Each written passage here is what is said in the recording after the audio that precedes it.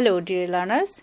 I am Dr. Colonial Raskwa. Again, welcome you to this session on tourism and colonial heritage. Tourism and heritage shares a close and dynamic relationship we have already discussed in our previous units, particularly in societies that have experienced long periods of colonial rule. Heritage provides the historical and cultural foundations upon which tourism developed, while tourism shapes how heritage is preserved, interpreted, and presented to the public. In former colonies, colonial heritage occupies a prominent place within this relationship, as the material and intangible legacies of colonialism continues to dominate landscape, institutions, and cultural memory. Colonial heritage refers to the physical, cultural, and institutional remains of colonial rule, including architecture, urban layout, transport infrastructures, administrative system, educational institutions, and cultural practices. Forts, government buildings, railways, hill stations, port towns, museums, and colonial languages are visible reminders of imperial presence. Over time, many of these remnants have preserved, repurposed, or reimagined as heritage attractions, making them central to tourism development in post-colonial societies. Colonial heritage tourism has emerged as a significant segment of cultural tourism, attracting both domestic and international visitors interested in history, architecture, and the colonial past. For tourism planners and governments, colonial heritage officers, economic opportunities through destination branding, adaptive reuse of historic buildings, and heritage-led urban regenerations. At the same time, such tourism contributes to public awareness of history and provides opportunities for education and cross-cultural understanding. However, colonial heritage tourism occupies a complex and contested position. Colonial heritage is not simply a neutral or aesthetic legacy, it is deeply entangled within histories of domination, exploitation, resistance, and cultural transformations. Tourism representations often emphasizes architectural grandeur, order, and nostalgia, while overlooking colonial violence, inequality, and indigenous experiences. This selective portrait raises critical questions about whose history is being told, whose voices are marginalized, and how power continues to operate through heritage interpretations. In post-colonial societies, colonial heritage is closely linked to debate over identity, memory, and representations. While some view colonial heritage as part of shared history and cultural inheritance, others see it as a reminder of oppression and loss. These tensions make colonial heritage a site of negotiation where preservation, reinterpretations, and critic interest. This unit examines colonial heritage as both a tourism resource and a contested historical legacy. It encourages learners to critically engage with the ways colonial heritage is produced, represented, and consumed through tourism, highlighting the need for inclusive interpretations and ethical heritage practices in post-colonial contexts. After completing this unit, you will be able to understand the concept of colonial heritage and its relationship with tourism, then identify major forms of colonial heritage sites, examine how colonial legacies are represented and interpreted for tourists, critically analyze the political, cultural, and ethical issues surrounding colonial heritage tourism, assess the role of colonial heritage in destination development and identity formations. Now, first of all, we shall discuss understanding colonial heritage. Colonial heritage refers to the tangible and intangible legacies of colonial rule. that persist long after the end of formal imperial control. These legacies are embedded in physical landscapes, social institutions, cultural practices, and collective memory. Far from being confined to monuments or historic buildings, colonial heritage shapes how societies remember the past, organize spaces, and interpret history in the present. In many former colonies, colonial heritage remains highly visible and continues to influence tourism, urban planning, governance, and cultural identity.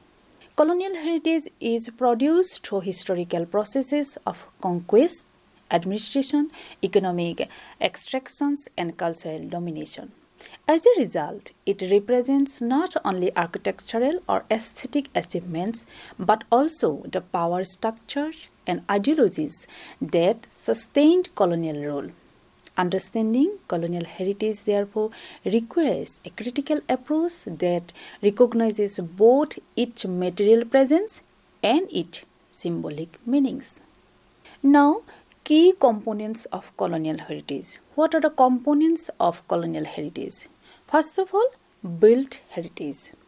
Built heritage constitutes the most visible, tangible, and enduring legacy of colonialism. Through architecture and infrastructure, colonial powers reshaped landscapes to establish political authority, military dominance, economic control, and cultural superiority. Colonial buildings were not merely functional structures, they were deliberately symbols of imperial power designed to project order, permanence, and legitimacy over colonialized societies. Then forts and military structures. Forts, vicars, arsenals, and defensive structures were among the earliest constructions undertaken by colonial powers. These structures served strategic purposes such as territorial control, protection of trade routes, and suppression of local resistance. Beyond their military function, forts symbolized imperial authority and surveillance. Their commanding locations, imposing scale, and architectural strength conveyed messages of dominance and invincibility. Today, many forts are preserved as heritage monuments and tourist attractions, often celebrated for their architectural grandeur, while the histories of violence, cohesion, and resistance associated with them remain understood. Then bungalows. Cantonment and residential quarters revealed the social and racial hierarchies embedded within colonial societies. Cantonments were planned military settlements that housed European troops and officials separated from indigenous populations. Similarly, bungalows and civil lines were designed as exclusive residential spaces for colonial administrators. These are one of the main components of colonial heritages. These shapes reflected deliberate segregation based on race, culture, and status. Architectural features such as spacious layouts, spacious layouts, gardens, and detached houses symbolize privilege and authority. In contemporary times, many of these buildings were repurposed as government offices, heritage hotels, or elite residences, often without acknowledging their origins in colonial exclusions. Then churches and missionary buildings. Churches, cathedral, missionary schools, and convents form a significant part of colonial built heritage. These structures were not only religious spaces but also instruments of cultural and ideological influence. Missionary activities were closely linked to colonial expansion, education, and social reform initiatives. Through architecture, rituals, and education, missionary institutions promoted Western values and belief systems, often understanding indigenous religions and cultural practices. Today, colonial churches are admired for their architectural beauty and historical importance, yet their role in cultural transformation and religious imperialism requires critical interpretations. Then railways and transport infrastructures.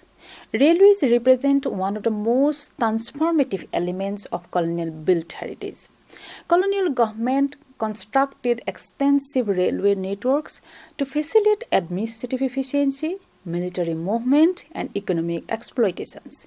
Railways connected resource-rich regions with ports and markets, integrating colonies into global imperial economies. While railways contributed to mobility and modernization, their primary purpose was to serve colonial interests rather than local development. Stations, bridges, and railway colonies remained prominent heritage structures, symbolizing both technological advancement and colonial extractions. Then administrative buildings. Administrative buildings such as courts, secretariats, town halls, and legislative assemblies embodied the authority and bureaucratic order of the colonial governments. These structures were designed to convey stability, discipline, and control through monumental architecture and spatial organizations. Their central locations within colonial cities reinforce imperial power and governance over local populations. Today, many of these buildings continue to function as centers of administration or are converted into museums and heritage sites, often retaining colonial symbols and architectural aesthetics. Now, built heritage and colonial power. How both these are connected. Colonial built heritage was a physical manifestation of power relations. Architecture became a tool through which colonial dominance was normalized and legitimized. While these structures are frequently celebrated as heritage assets and tourism attractions, they also represent histories of inequality, exploitation, and resistance. A critical engagement with built heritage requires acknowledging both its architectural significance and historical context.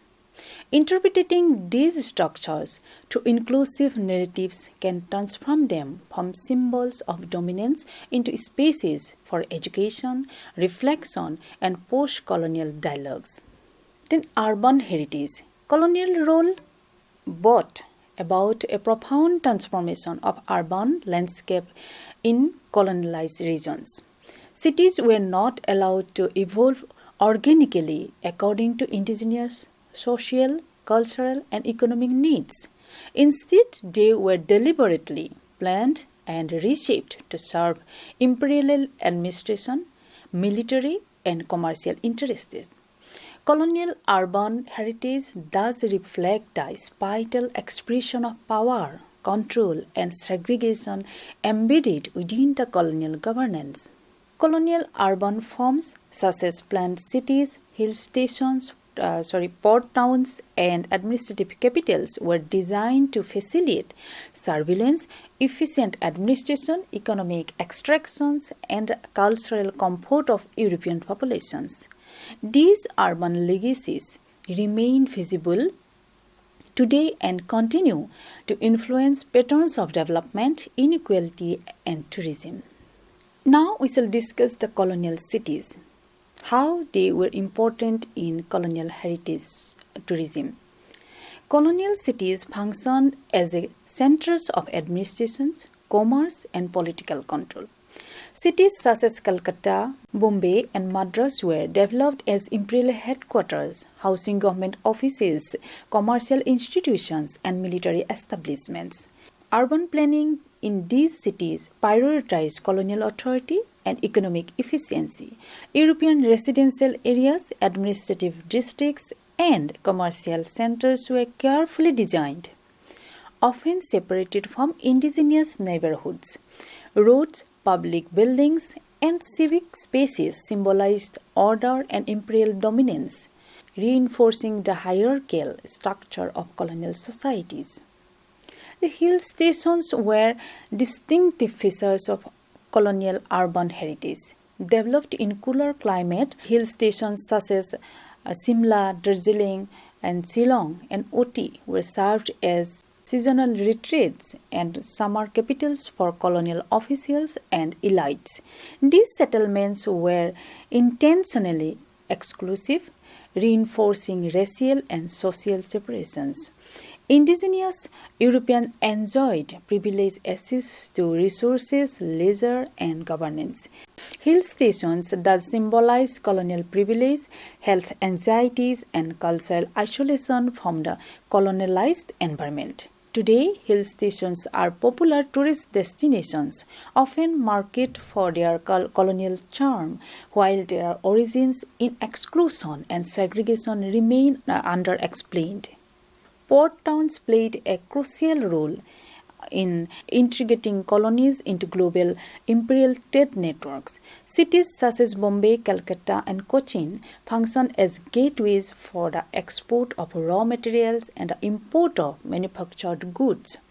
Colonial port towns were strategically developed with docks, warehouse, custom house, and railway connections to support economic extractions. These towns facilitated the flow of goods, capitals, and labor, often at the expense of local economies and traditional trade system. The urban heritage of port towns reflects the economic priorities of colonialism and the uneven development that persists in post-colonial urban landscapes. Then, planned capitals. Planned colonial capitals exemplified imperial ideals of order, surveillance, and grandeur. Capitals were designed with wide street, monumental architecture, and symbolic spatial arrangement that communicated authority and performance.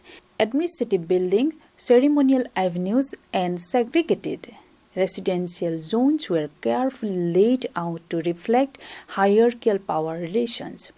Planned capitals served not only as centers of governance but also as visual representations of imperial ideology and control.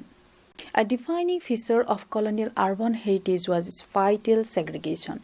Colonial planning enforced physical separation between European quarters and indigenous settlements through zoning, infrastructures, and administrative regulations.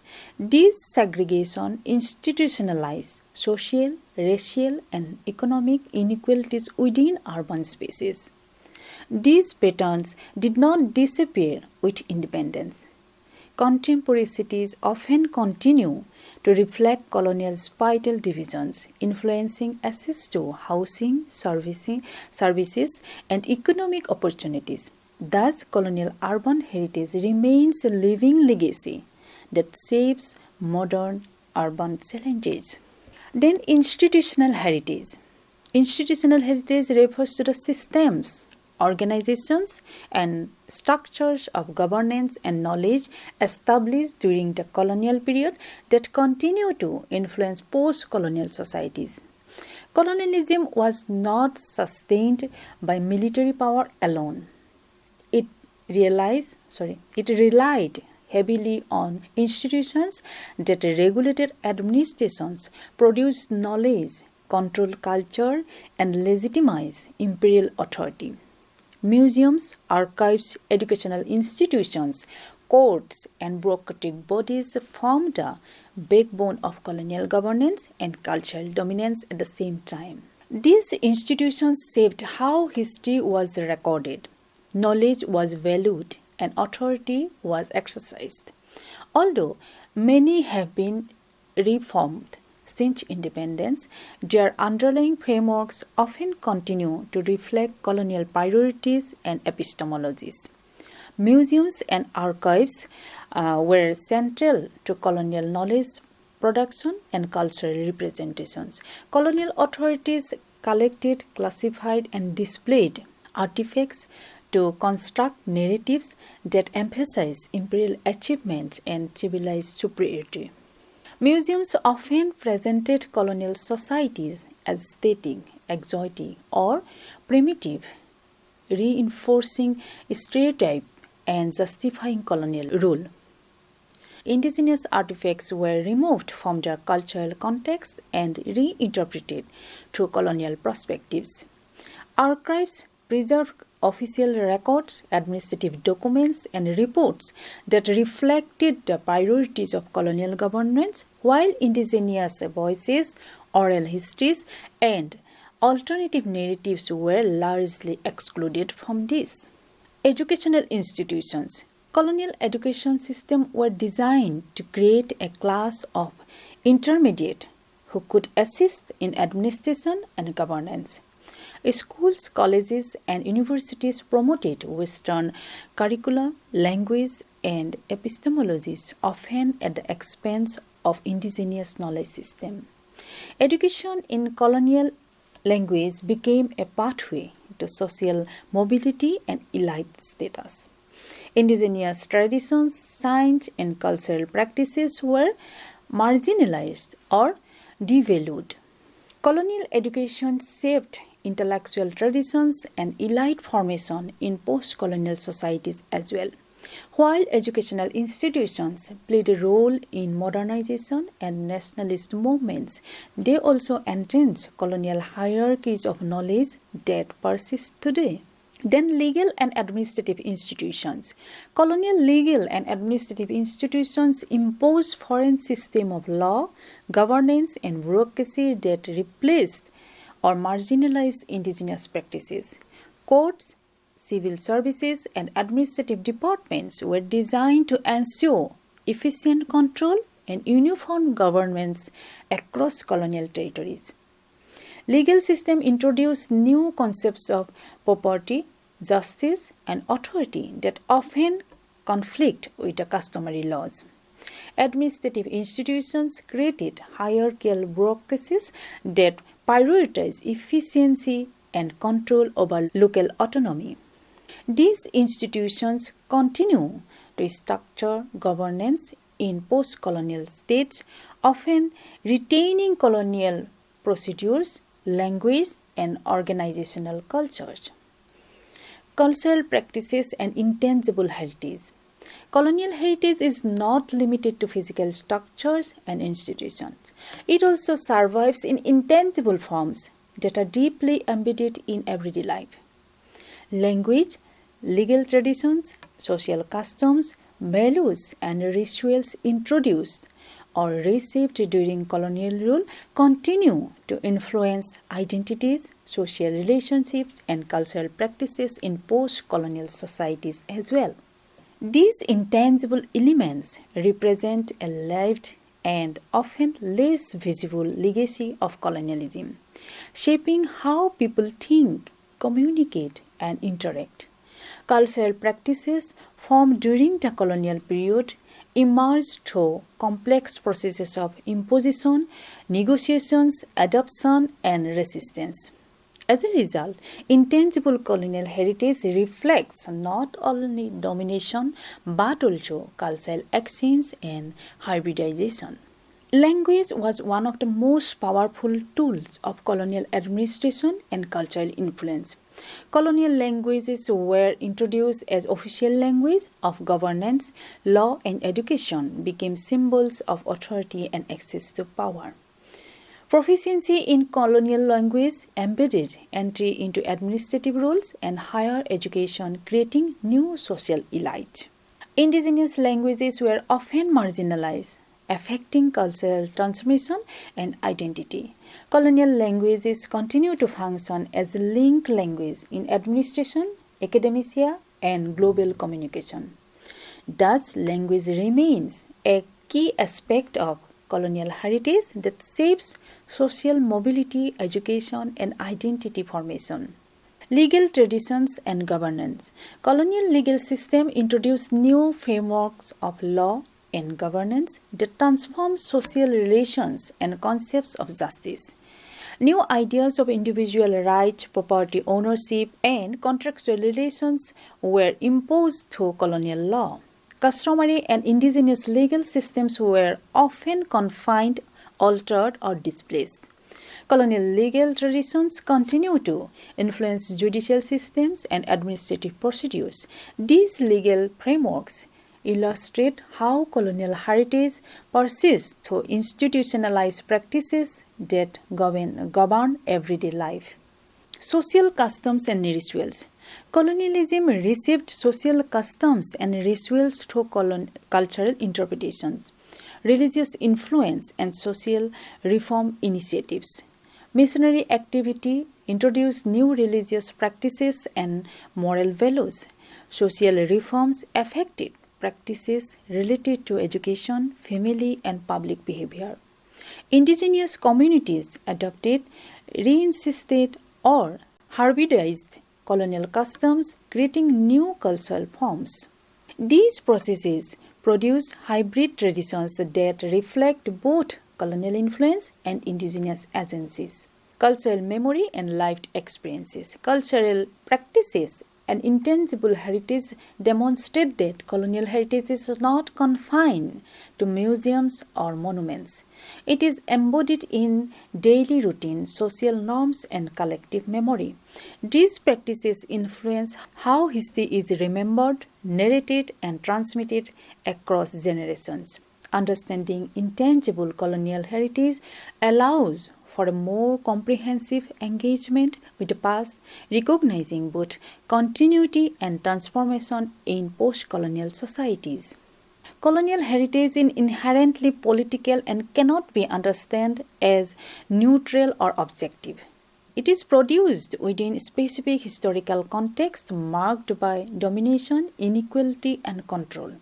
These material remains and cultural legacies of colonialism, such as monuments, buildings, institutions, and narratives, reflect the power relation between colonies and colonialized societies. As a result, colonial heritage often privileges imperial perspectives while silencing or marginalizing indigenous experiences, resistance movements, and histories of exploitations.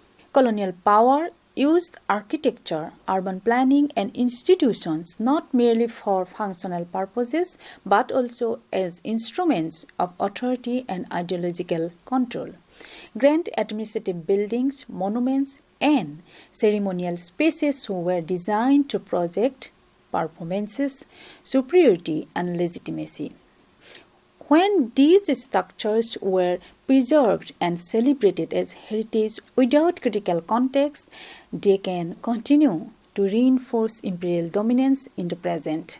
In many heritage narratives, the experiences of indigenous communities are underrepresented or entirely absent. Museums, memorials, guidebooks, and tourism narratives often focus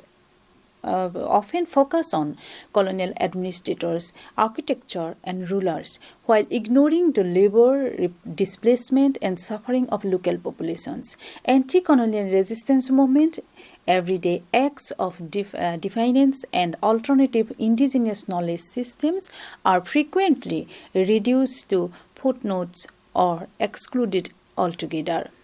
These selective representations creates an imbalanced historical memory, where colonial achievements are foregrounded or colonial injustices are obscured.